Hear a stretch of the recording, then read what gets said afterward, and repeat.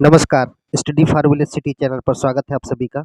यह सामान्य अध्ययन का 141वां प्रैक्टिस सेट है। प्लेलिस्ट में जाकर के आप लोग अगर साइंस के या स्पेशल प्रकार के जो वीडियो चाहते हैं, वह भी आपको मिल जाएंगे। जबकि सामान्य अध्ययन का 141वां वीडियो यह है। और जो लोग नए जुड़े हैं, चैनल को जरूर सब्सक्राइब कर लें। पहला प्रश्न है, विश्व का सबसे अधिक केसर उत्पादन करने वाला देश है। सबसे अधिक केसर का उत्पादन करने वाला देश कौन सा है? ईरान, इराक, अफगानिस्तान या पाकिस्तान? इनमें से सबसे ज़्यादा केसर का जो प्रोड्यूसर है वह कौन सा देश है? वह देश है ईरान। ये 90% केसर का प्रोडक्शन करता है। किरूना लौह अयस्क क्षेत्र संबंधित है। किरूना लौह अयस्क क्षेत्र संबंधित है अमेरिका से, कजाकिस्तान, स्वीडन या फ्रांस? किरूना कहाँ पर मौजूद है? आयरन ओर्स यहाँ पर ज़्यादा मिलते हैं, ये बताना है कहाँ पर है यह। तो यह रहेगा स्वीडन में। सी नंबर सही हो जाएगा। कुछ व्याख्या देख लेंगे। हमने अमेरिका की बात की उसमें, तो अमेरिका में जो लौह अयस्क क्षेत्र हैं, मिनेसोटा और मिशिगन ये हैं। जबकि कजाकिस्तान कोस्ताने, कजाकिस्तान का क्या है? कोस्ताने है। स्वीडन में किरूना तो है ही, और फ्रांस में लॉरेंस है। किस ग्रह के वायुमंडल में मीथेन उपस्थित होती है? मीथेन किस में उपस्थित है? किस ग्रह के वायुमंडल में? बृहस्पति, मंगल, बुध, प्लेटो? इनमें से किस में है? केवल एक, केवल दो, एक और दो, या दो और तीन? इनमें से किस में है? तीसरे प्रश्न की बात कर रहे हैं, तो ये बृहस्पति में भी मीथेन रहेगी, मंगल में भी रहेगी, ठीक है, जुपिटर एंड मार्स दोनों में रहेगी। तो कौन सा? एक और दो दोनों सही हो जाएंगे। सी नंबर सही हो जाएगा। एंटीजेंस मुख्य विशेषता क्या होती है? एंटीजेंस की मुख्य विशेषता क्या होती है? बात करेंगे एंटीजेंस, इनकी विशेषता क्या होती है मुख्यतः? प्रतिरक्षा के निर्माण को प्रेरित करते हैं, प्रतिरक्षा तंत्र को कमजोर करने में सहायक होते हैं, प्रतिरक्षा निर्माण की गति को मंद करते हैं। तो एंटीजेंस एंटीबॉडी के निर्माण को इंड्यूस करेंगे। ए नंबर सही हो जाएगा। चौथे का ए नंबर सही रहेगा। निम्न में से कौन सा मानव होमो सैपियंस के मानव के निकट है? वर्तमान में जो मानव आप देश दुनिया में देख रहे हैं वह है होमो सैपियंस। तो होमो सैपियंस के निकट मानव कौन सा है? इनमें से निएंडरथल, क्रो-मैग्नन, जावा कपी या ऑस्ट्रेलोपिथेकस? कौन सा रहेगा? पांचवा प्रश्न है ये, तो यह रहेगा क्रो-मैग्नन। क्या है? क्रो-मैग्नन। बी नंबर सही हो जाएगा। देखिए, जावा कपी रहा, ऑस्ट्रेलोपिथेकस ये पास पास में रहेंगे। फिर निएंडरथल आया, निएंडरथल के बाद में क्रो-मैग्नन मानव बना, उसके बाद में होमो सैपियंस बना, फिर होमो सैपियंस उसको कहा गया है।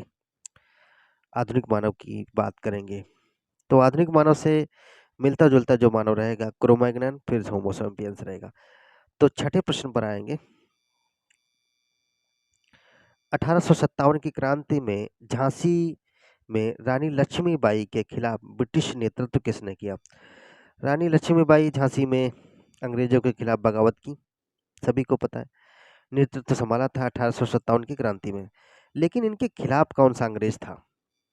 कैंपबेल, कर्नल नील, ह्यूरोज या हडसन? कौन था?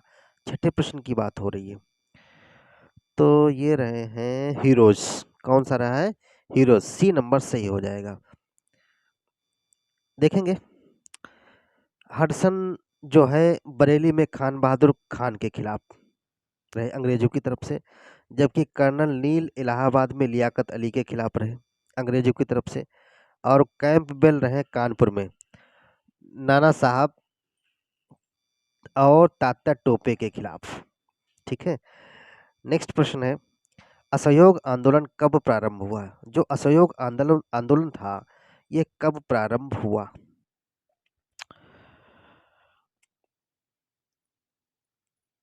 ये कब रहा? सितंबर 1920 में, अगस्त 1920 में, जुलाई 1920 में या मार्च 1920 में? 7वां प्रश्न है ये। तो ये अगस्त 1920 में असहयोग आंदोलन प्रारंभ हो चुका था। व्याख्या देखेंगे। जो असहयोग आंदोलन रहा है, ये हुआ क्यों? उधर रॉलेट एक्ट, फिर जलियांवाला बाग हत्याकांड और खिलाफत के मुद्दे पर गांधी जी द्वारा 1 अगस्त 1920 को यह शुरू हुआ। आंदोलन के दौरान गिरफ्तार होने वाला प्रथम व्यक्ति जो था, मोहम्मद अली थे। कौन थे? मोहम्मद अली। और उस समय वायसराय लॉर्ड हार्डिंग थे। कौन था? लॉर्ड हार्डिंग था। नेक्स्ट है, वह रसायन जो मच्छर भगाने वाली, दावों लिख गया यहाँ पर, क्या? दवाओं होना चाहिए, दवाओं। वह रसायन जो मच्छर भगाने वाली दवाओं में उपयोग किया जाता है। साइनाइड, क्लोरोफार्म, एलिथ्रीन, उपरोक्त सभी।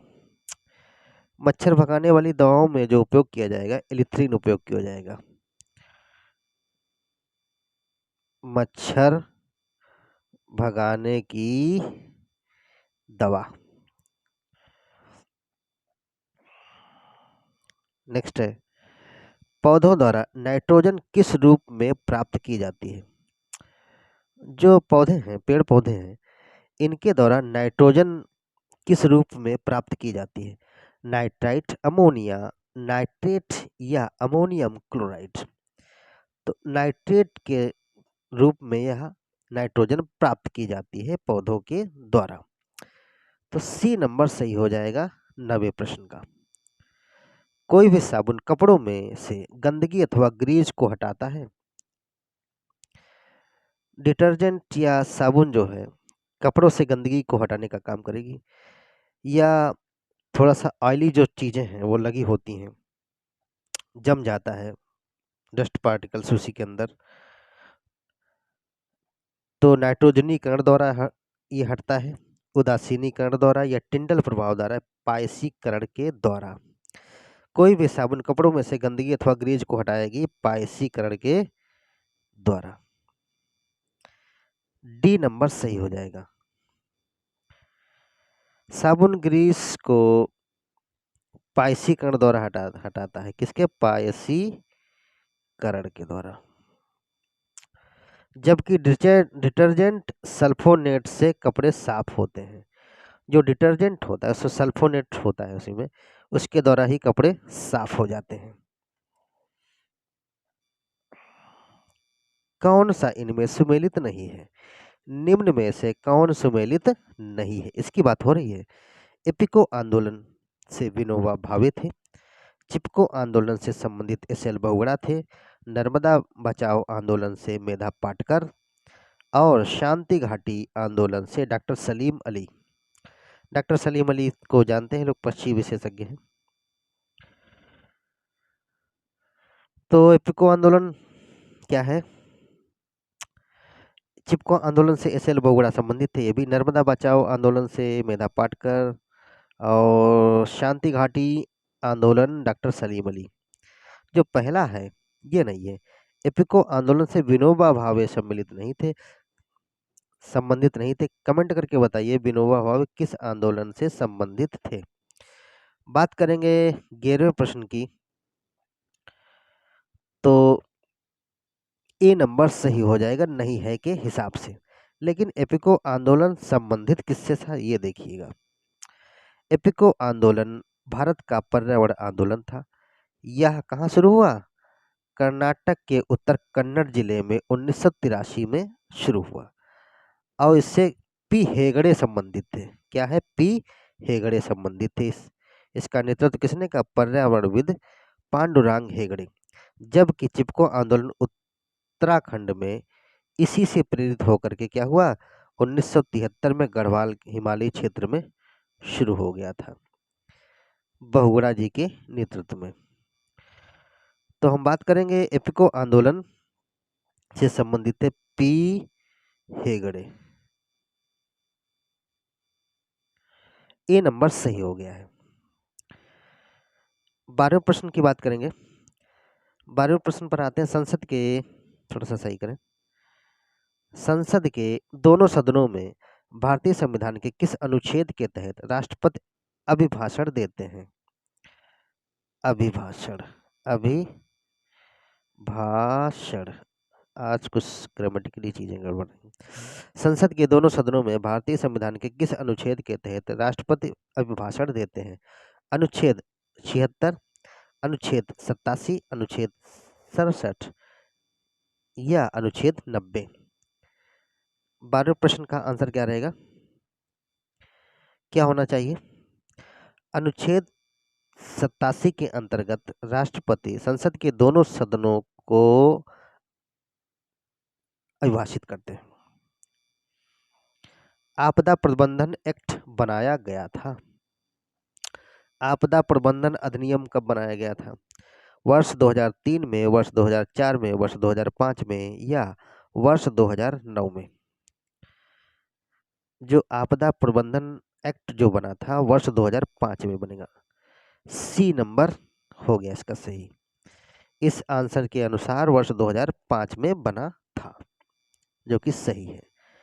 भारतीय वन संरक्षण अधिनियम अधिनियमित किया गया था। भारतीय वन संरक्षण एक्ट जो है कब अधिनियमित किया गया था? एग्जिस्टेंस टू फोर्स कब हुआ था? वर्ष 1974 में, 1983 में, 1980 में, 1970 में? कब बन गया था ये फोर्स में? जब भी कब आया था ये बताइएगा। तो 1980 में ये बना था, अधिनियमित हो गया था। वर्ष 1980 में भारतीय वन संरक्षण अधिनियम अधिनियमित हो गया था। 14वें का कौन सा नंबर हो गया? सी। 15वें प्रश्न पर आएंगे। वर्ष 2005 में अधिनियमित हुआ सूचना का अधिकार अधिनियम संबंधित है।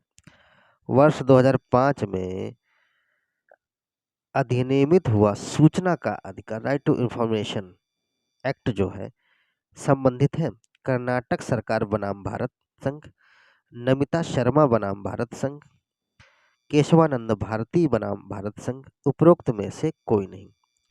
सूचना का अधिकार अधिनियम जो संबंधित है वर्ष 2005 का नमिता शर्मा बनाम भारत संघ से संबंधित है। बी नंबर सही हो जाएगा। बरहे पानी जलप्रपात अवस्थित है। बरहे पानी जलप्रपात, बरहे पानी फॉल्स जलप्रपात कहाँ स्थित है? छत्तीसगढ़ में, मध्य प्रदेश में या उड़ीसा में? तो ये रहेगा उड़ीसा में। कौन सा नंबर सही हो गया? 16 का डी। बरहे पानी की बात करेंगे। बरहे पानी जलप्रपात उड़ीसा के बुधाबलंगा नदी पर, कहाँ? बुधाबलंगा नदी पर। ये नदी सिमलीपाल राष्ट्रीय उद्यान के पास मयूरभंज जिले में अवस्थित है। यहाँ से होकर के निकलता भी है, सिमलीपाल राष्ट्रीय उद्यान के पास में। भारत का सुदूर पश्चिमी बिंदु है। भारत का सुदूर पश्चिमी बिंदु है, पश्चिम बिंदु कौन सा है भारत का? नामचा बरवा, गुहार मोती, इंदिरा पॉइंट, उपरोक्त में से कोई नहीं। नामचा बरवा तो पूर्व का है, गुहार मोती पश्चिम का हो गया, ये सही है। इंदिरा पॉइंट दक्षिण का हो गया। इस हिसाब से भारत का सुदूर पश्चिमी बिंदु कौन हो गया? गुहार मोती कहाँ है? गुजरात में। नेक्स्ट, गुहार मोती गुजरात में स्थित है या 68 डिग्री 7 मिनट पूर्व में है। पिरम द्वीप कहाँ स्थित है? पिरम द्वीप कहाँ स्थित है? पिरम द्वीप कहाँ स्थित है? पिरम द्वीप कच्छ की खाड़ी में, काठियावाड़ तट पर, बंगाल की खाड़ी में या खंभात की खाड़ी में? 18वां प्रश्न है ये। तो पिरम द्वीप जो मौजूद है खंभात की खाड़ी में है। कहाँ है? खंभात की खाड़ी में। डी नंबर सही हो जाएगा। बात करेंगे, एक द्वीप और है, मकाओ द्वीप। मकाओ द्वीप कहाँ स्थित है? जापान में, वियतनाम में, चीन में या यूएसए में? मकाओ द्वीप पहले तो दूसरी जगह स्थित था। 1993 में चीन ने इसे खरीद लिया, स्थानांतरित कर लिया अपनी तरफ। एक समझौते के तहत हुआ ऐसा, खरीदना क्या। तो चीन में स्थित है, सी नंबर सही हो गया। मकाओ वर्ष 1999 में चीन को स्थानांतरित किया गया। कमेंट करके बताइए पहले कहाँ था। जलते हुए विद्युत बल्ब का ताप सामान्यता होता है, ताप इतना नहीं, फिलामेंट का ताप होता है। क्या है? फिलामेंट। इतना होगा तो कमरा सुलगेगा। जलते हुए विद्युत बल्ब के फिलामेंट का ताप कितना होता है, ये लिखना चाहिए था। तो 1200 डिग्री सेंटीग्रेड से 1500 डिग्री सेंटीग्रेड, 1800 डिग्री सेंटीग्रेड से 2000 डिग्री सेंटीग्रेड, 2000 डिग्री सेंटीग्रेड से 2500 डिग्री सेंटीग्रेड, तो 3000 डिग्री सेंटीग्रेड से 3500 डिग्री सेंटीग्रेड। जो जलते हुए बल्ब का फिलामेंट जो हो जाता है, पुराने बल्बों की बात करेंगे, एलईडी की कुछ प्रक्रिया अलग है। तो ये जो रहा है 2000 डिग्री सेंटीग्रेड 25,000 डिग्री सेंटीग्रेड तक हो जाता है इस फिलामेंट का टेम्परेचर। सी नंबर सही हो जाएगा। यहाँ पर फिलामेंट लिख देंगे। बताइए कमेंट करके, फिलामेंट बल्ब का किसका बना होता है, किस धातु का? चमगादड़ अंधेरी रातों में उड़ सकते हैं, बिल्कुल उड़ सकते हैं, खूब उड़ते हैं भाई। और अपना शिकार भी कर सकते हैं, इसका कारण है जहां पर चमगादड़ अंधेरे में उड़ रहे हो, शाम होने लगी थोड़ी थोड़ी, तो गांव में जो जानवर बंधे होते थे उनके बाल उखाड़ ले जाते थे।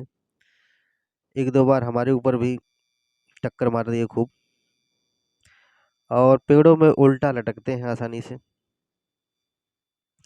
क्यों लटकते हैं? यहाँ पर जो प्रश्न की बात करेंगे, चमगादड़ अंधेरी रातों में उड़ सकते हैं और अपना शिकार भी कर सकते हैं, कारण बताइए। यह पराध्वनि तरंगे निकालते हैं क्योंकि इन्हें रात में दिखता है, उनके उड़ने की गति ध्वनि के वेग से अधिक होती है, या उपरोक्त सभी? सीधी बात, ये पराध्वनि तरंगे निकालते हैं, यही कारण है। ए नंबर सही हो गया।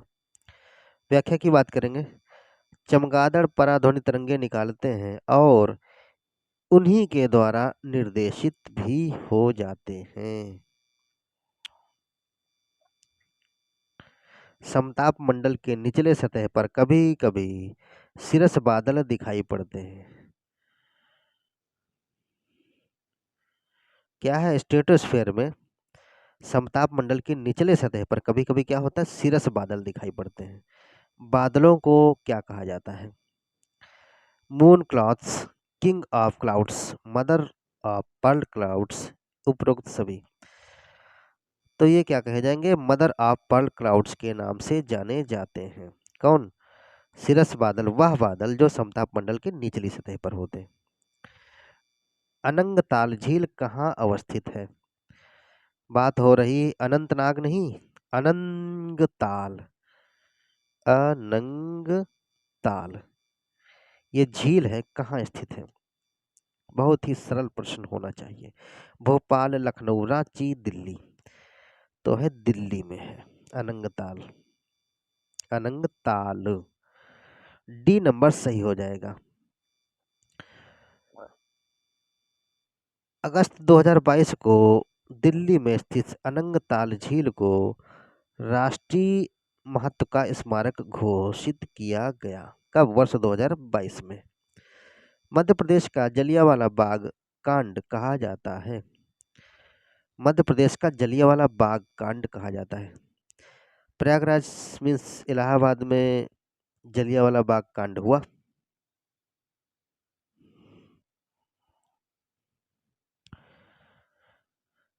तो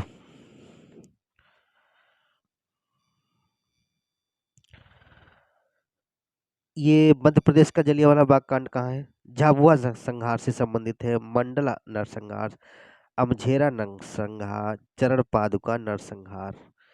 डी नंबर सही हो जाएगा। जो चरण पादुका नरसंहार है, इससे संबंधित है मध्य प्रदेश का जलियांवाला बाग कांड। व्याख्या देख लेंगे। मध्य प्रदेश के छतरपुर जिले में उर्मिला नदी के तट पर स्थित सिंहपुर चरण पादुका मैदान में जनसभा को ब्रिटिश सैन्य बलों ने चारों ओर से घेर कर उसमें उपस्थित लोगों पर गोलियां चलाई। फिर क्या हुआ, 21 लोगों की मृत्यु हो गई, 26 घायल हो गए। यही जलियांवाला बाग हत्याकांड की संज्ञा दे दी गई इसको। इसमें जो कुछ शहीद हुए थे, सेठ सुंदरलाल वरोह, छीरू कुर्मी, हलकई अहीर, धर्मदास व रामलाल शहीद होने वाले लोग थे। 25वां प्रश्न, भारतीय राष्ट्रीय कांग्रेस के किस अधिवेशन में महात्मा गांधी ने कहा, गांधी मर सकते हैं परंतु गांधीवाद सदैव बना रहेगा। सॉरी, भारतीय राष्ट्रीय कांग्रेस के अधिवेशन में इन्होंने कहा, महात्मा गांधी ने, कि गांधी मर सकते हैं परंतु गांधीवाद सदैव बना रहेगा। तो यह किस अधिवेशन में ऐसा बोल दिया उन्होंने? ऐसा बोला उन्होंने कानपुर अधिवेशन में, बेलगांव अधिवेशन में, या कराची अधिवेशन में, या मुंबई अधिवेशन में। तो भाई गांधी मर सकता है परंतु गांधीवाद सदैव बना रहेगा। तो कराची अधिवेशन में ऐसा कह दिया उन्होंने, ठीक है, ऐसा कहा था गांधी जी ने। कराची अधिवेशन वर्ष 1931 में हुआ था। ओंकारेश्वर परियोजना संबंधित है, जो परियोजना है, कौन सी परियोजना? ओंकारेश्वर परियोजना संबंधित है नर्मदा नदी से, गोदावरी नदी से, महानदी से, या कृष्णा नदी से। 26वां प्रश्न है, ये नर्मदा नदी से संबंधित है ओमकारेश्वर परियोजना। भारत का पहला कार्बन न्यूट्रल पंचायत घोषित किया गया था। पहला कार्बन न्यूट्रल पंचायत घोषित किया गया था। रामागुंडम पंचायत को, पल्ली ग्राम पंचायत को, मछली शहर पंचायत को, सीधे इसी पे चले आए, पल्ली ग्राम पंचायत को। बी नंबर सही हो जाएगा, सी का, सॉरी 27 का। पल्ली ग्राम पंचायत कहाँ है? पल्ली ग्राम पंचायत जम्मू कश्मीर के सांबा जिले में है, ठीक है। बेदती बरदा क्या है? बेदती बरदा नदी जोड़ो परियोजना संबंधित है। किसकी बात हो रही है? बेदती बरदा नदी परियोजना संबंधित है छत्तीसगढ़ से, सिक्किम से, कर्नाटक से, या इंदौर से। तो ये कर्नाटक से संबंधित है। क्या? बेदती और बरदा, ये नदी परियोजना है प्रकार की। ये परियोजना संबंधित कहाँ से? कर्नाटक से। ओजोन परत के संरक्षण से संबंधित प्रोटोकॉल है। ओजोन परत के संरक्षण से संबंधित प्रोटोकॉल है, कौन सा है? कौन सा है? मॉन्ट्रियल प्रोटोकॉल, टोक्यो प्रोटोकॉल, उपरोक्त दोनों, इनमें से कोई नहीं। तो मॉन्ट्रियल प्रोटोकॉल जो है ओजोन परत के संरक्षण से संबंधित है। मॉन्ट्रियल प्रोटोकॉल 1 जनवरी 1989 से प्रभावी रहा। यह वियना संधि का ही एक प्रोटोकॉल का हिस्सा है। प्रोटोकॉल से क्या है? मॉन्ट्रियल प्रोटोकॉल 1 जनवरी 1989 से प्रभावी रहा। यह वियना संधि का एक प्रोटोकॉल है। 30वां प्रश्न है, भगत सिंह राजगुरु सुखदेव को किस षड्यंत्र के तहत फांसी दी गई थी? भगत सिंह राजगुरु सुखदेव को किस षड्यंत्र के तहत फांसी दी गई? अलीगढ़ षड्यंत्र, लाहौर षड्यंत्र, उपरोक्त दोनों, या इनमें से कोई नहीं। सीधी बात, भगत सिंह और राजगुरु सुखदेव को जो जिस षड्यंत्र के तहत फांसी दी गई वह था लाहौर षड्यंत्र। कब ऐसा हुआ? फांसी कब दी गई? 23 मार्च 1931 को भगत सिंह और राजगुरु सुखदेव साहब को लाहौर षड्यंत्र के तहत फांसी दे दी गई। इतिहासकार आज भी कई प्रश्न उठा सकते हैं, डिबेटेबल सब्जेक्ट है। 23 मार्च 1931 को। तो ये थे 30 महत्वपूर्ण प्रश्न थे। चैनल को सब्सक्राइब करें, लाइक करें, थैंक यू, शेयर